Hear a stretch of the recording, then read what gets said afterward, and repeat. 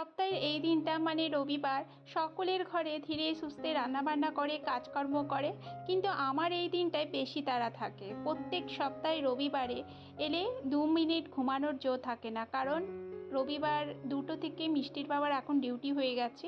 তাই সকালে উঠেই তাড়াতাড়ি ব্রেকফাস্ট করে নিলাম, উপমা।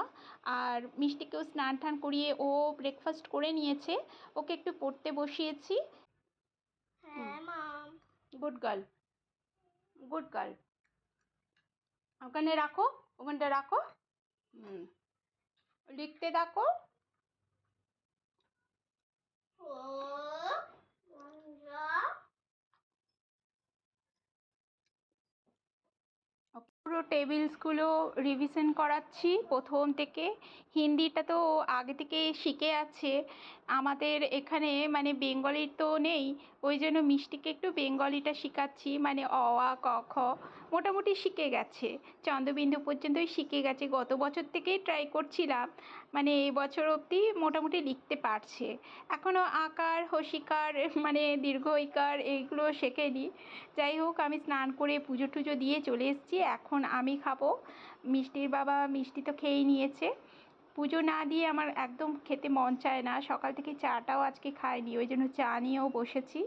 এবার খেয়ে দিয়ে ঝটপট চলে যাব রান্নায়। সমস্ত কুটে মানে রেখেছি। আজকে একটা মিক্স তরকারি করব, এই যে আলু বেগুন সজনে ডাঁটা কুমড়ো, আর ওখানে গাছের মানে কচুও দিয়েছি।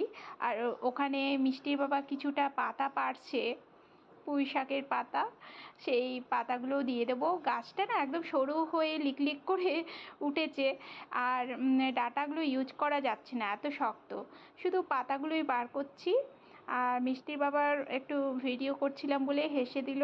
সকাল থেকে ওরও কিছু কিছু কাজগুলো থাকে, যেমন ওর ইউনিফর্মগুলো ও নিজেই কাচে, তারপর বাথরুমটা ও পরিষ্কার করে। আর এই টিফিন খেয়ে এখন এই পাতাগুলো পাড়তে দিয়েছি, এই কাজ করছে। এবার 2টোর সময় তো 12:30টার দিকেও বেরিয়ে যাবে ডিউটিতে।